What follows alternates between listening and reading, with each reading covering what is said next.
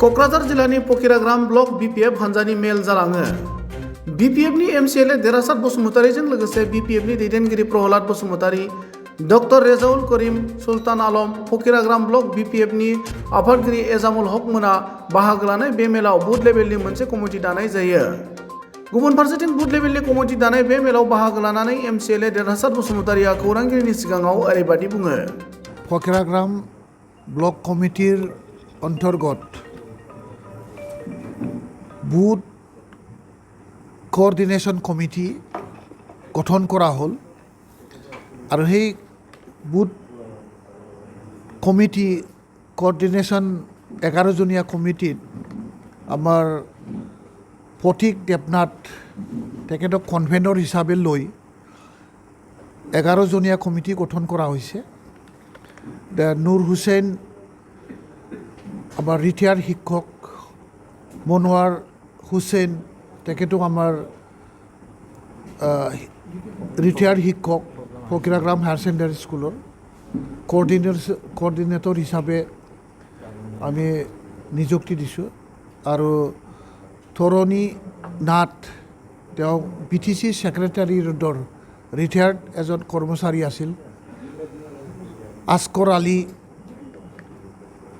তেখেতেও শিক্ষকতা কৰা retired person. Paresh Debnath retired শিক্ষক।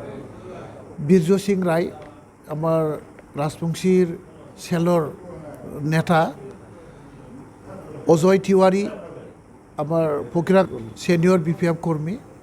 আর তিনিজন মহিলা লৈ আমি 11 জনীয়া কমিটি আমি গঠন কৰিছোঁ। ইয়াৰ উদ্দেশ্য হ'ল যে আমাৰ যিটো বুথ লেভেল প্রত্যেকটা ভোট কেন্দ্রত আমার বিপিএফর এটা ইউনিট কমিটি আছে, বিপিএফর ইউনিট কমিটি। আর সেই ইউনিট কমিটি বোরক বা বুথ কমিটি বোরক চোৱা চিতা কৰা, মনিটৰিং কৰা, তেওঁলোকক গাইড দিয়া।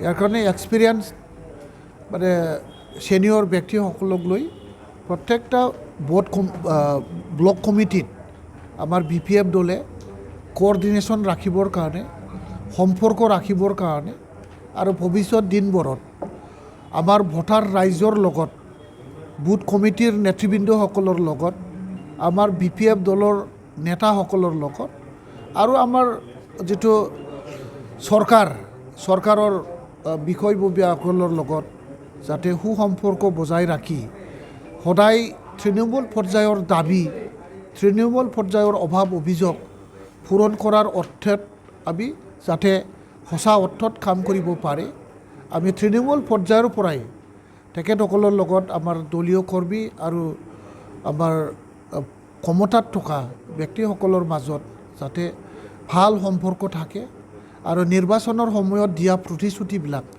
যাতে আমি আক্ষৰে ৰূপায়ণ কৰি দিব পাৰোঁ, ৰাইজক দিয়া প্ৰতিশ্ৰুতি যাতে আমি আক্ষৰে পালন কৰি যাব পাৰোঁ আৰু অনাগত দিনবোৰত সুসম্পৰ্ক বজাই ৰাখি দলৰ প্ৰতি আস্থা বিশ্বাস আৰু আমাৰ দলে যিটো ৰাইজৰ সঠিক অভাৱ অভিযোগ পূৰণ কৰাত যাতে সহায় হয়, ঠিক তেনেকৈ আমাৰ বিপিএফে প্ৰত্যেকটা কেন্দ্ৰত, ভোট কেন্দ্ৰত এটা আমাৰ বিপিএফৰ বুথ কমিটি ইতিমধ্যে কমপ্লিট বনোৱা হ'ল। আৰু সেই বুথ কমিটিবিলাককে মনিটৰিং কৰিবৰ কাৰণে ব্লক পৰ্যায় আৰু জিলা পৰ্যায় আৰু চেণ্ট্ৰেল পৰ্যায়ত এটা মনিটৰিং কমিটি বনোৱা হৈছে। আজি পকিৰাগ্ৰাম ব্লক বিপিএফত আমি এটা পূৰা এটা ষ্ট্ৰং এটা অভিজ্ঞ ব্যক্তিসকলক লৈ এটা block committee, booth coordination committee আমি গঠন কৰিব পাৰিলোঁ। নহয়, এইটো চেল পৰিচালনা নকৰে। ইয়াত আৰু চেলে গঠন কৰিব, পৰিচালনা কৰিব এইটো নহয়। চেল টু চেল কমিউনিটি ভিতৰত গৈ তেখেতসকলে নিজৰ অঞ্চল, বসতি অঞ্চল, তেওঁলোকৰ জাতীয় যিবোৰ সমস্যা, এই সমস্যা লৈ চেল কমিটিবোৰে এটা ৰাজনৈতিক পৰ্যায়ত বিপিএফৰ প্লেটফৰ্মত, বিপিএফৰ মজিয়াত তেখেতসকলে অঞ্চলৰ বিভিন্ন ডেভেলপমেণ্টৰ লগতে কিছু ৰাজনৈতিক সামাজিক অৰ্থনৈতিক আৰু উন্নয়নৰ ক্ষেত্ৰত যিবোৰ ৰাজনৈতিকভাৱে সমাধান লাগে এইটো ক্ষেত্ৰত তেখেতসকলে নিজাববীয়া সম্প্ৰদায়ৰ মাজত কাম কৰিব আৰু সেইটো হ'ল নিৰ্বাচনী যিটো আমাৰ কমিটি আৰু নিৰ্বাচন যিটো বুথ কমিটি এই বুথ কমিটিৰ লগত ৰাজহুৱাভাৱে যিটো এই অঞ্চলৰ এই গাঁৱত যিবোৰ সমস্যা এইটো গাঁৱৰ সমস্যা এই গাঁৱৰ সমস্যাবিলাক বা গাঁৱৰ ৰাইজক যেনেকৈ ভোট বিচৰা সময়ত তেখেতসকলে যিটো আশা কৰি যি সমস্যা সমাধান হ'ব বুলি আমাক ভোট দিলে এইটো যাতে আমি কাম কৰাত কোনো দিনেও পাহৰি নাযায় সেইটো চোৱা চিতা কৰাৰ কাৰণে আৰু ভোট দিয়া সময়ত যাতে কোনো ৰকমৰ ভুল নহয় আৰু বুথ কমিটিয়ে আমাৰ দলৰ প্ৰতি আকৰ্ষিত কৰাৰ কাৰণে আমাৰ দলৰ প্ৰতি যিটো মেনিফেষ্টো এই মেনিফেষ্টোটো মানে ঠিক বজাই ৰাখিবৰ কাৰণে এই কমিটিখন বনোৱা হৈছে